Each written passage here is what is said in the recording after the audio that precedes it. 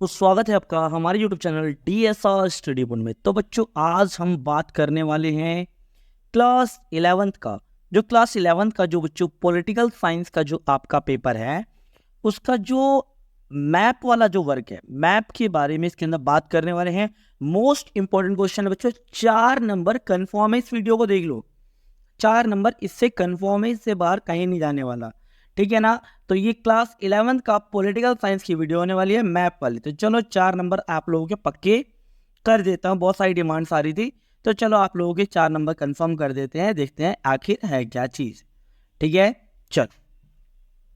तो बच्चों, इसमें हम पहले क्या करेंगे, भारत में द्विसदनात्मक विधायिका जो प्रणाली है उसके बारे में बात करेंगे। द्विसदनात्मक विधायिका का मतलब क्या होता है कि देखो, भारत में ना संसद जो होती है ना, 2 प्रकार की होती है। एक केंद्र स्तर पर होती है तो उसे लोकसभा और राज्यसभा कहते हैं, और राज्य स्तर पर जो होती है उसे विधानसभा और विधान पालिका के विधानसभा और विधान परिषद कहते हैं, जो क्या होता है राज्य स्तर पर होता है। अब इसमें होता क्या है बच्चों कि भारत के कुछ कुछ राज्य ऐसे हैं जहां विधानसभा है, और कुछ राज्य ऐसे हैं जहां विधान परिषद है, और भारत के कुछ ऐसे राज्य हैं जहां विधानसभा और विधान परिषद दोनों हैं। अब कौन कौन से भारत में राज्य हैं बच्चों, इसके बारे में हम बात करते हैं। जैसे कि पहला है आंध्र प्रदेश, दूसरा है तेलंगाना, तीसरा है बच्चों हमारा बिहार, चौथा है उत्तर प्रदेश, पांचवा बच्चों आपका महाराष्ट्र, छठा है आपका कर्नाटक। ठीक है बच्चों, ये हमारे क्या होते हैं, 6 राज्य ऐसे जहां द्विसदनात्मक विधायिका है। अब चलो मैप में देखते हैं आखिर ये है का किस कौन कहाँ का। तो आपको ये दिख रहा होगा, पहला आ जाओ आपको आंध्र प्रदेश, ठीक है बच्चों। दूसरा राज्य मैंने आपको कौन सा बोला बच्चों, तेलंगाना, आपको ये दिख रहा होगा तेलंगाना, ठीक है। तो तेलंगाना भी द्विसदनात्मक विधानसभा विधान परिषद है। तीसरा आ जाओ बच्चों उत्तर प्रदेश, दिख रहा होगा आप लोगों को, यहाँ भी क्या है, द्विसदनात्मक विधायिका है। फिर नेक्स्ट पे आ जाओ बच्चों, फिर हमारा आ जाता है बिहार, ठीक है। बिहार, बिहार कैसे बोल सकते हो, ठीक है। तो बिहार में कौन सा है बच्चों, आप लोगों को पता है, बिहार में भी द्विसदनात्मक विधायिका है ना। इसके साथ फिर आ जाओ महाराष्ट्र में। तो महाराष्ट्र में भी क्या है, द्विसदनात्मक विधायिका है, कहाँ बच्चों, महाराष्ट्र में, ठीक है। और अब आ जाओ कर्नाटक, तो कर्नाटक में भी क्या है बच्चों, द्विसदनात्मक विधायिका है। तो ये भारत के 6 राज्य ऐसे हैं जहां क्या है बच्चों, द्विसदनात्मक विधायिका है। अब ये तो पूछ लिया, अब कई बार ऐसे भी पूछ लेता है ये 6 राज्य आ जाए, इनमें द्विसदन यानी विधानसभा और विधान परिषद दोनों हैं। लेकिन कई बार आपसे पूछ लेगा कि भारत के जो सबसे उत्तर का एक द्विसदनात्मक विधायिका वाला राज्य बताइए, तो आप कौन सा बताओ, उत्तर प्रदेश। आपका इधर ऑप्शन, ठीक है ना, मतलब उत्तर प्रदेश आपका है, ठीक है ना। आपका वजह सबसे दक्षिण तक आपको आप बता सकते हो कर्नाटक, ठीक है ना बच्चों। पश्चिम तो हमारा कौन सा, इधर से आप महाराष्ट्र आप बता सकते हो। और कई बार पेपर में इस तरीके से भी पूछा जाता है, ठीक है ना बच्चों। जैसे आप लोगों से पूछ लेगा कि उत्तर में किसी एक ऐसे राज्य का नाम बताओ जहां एक सदनीय विधायिका है।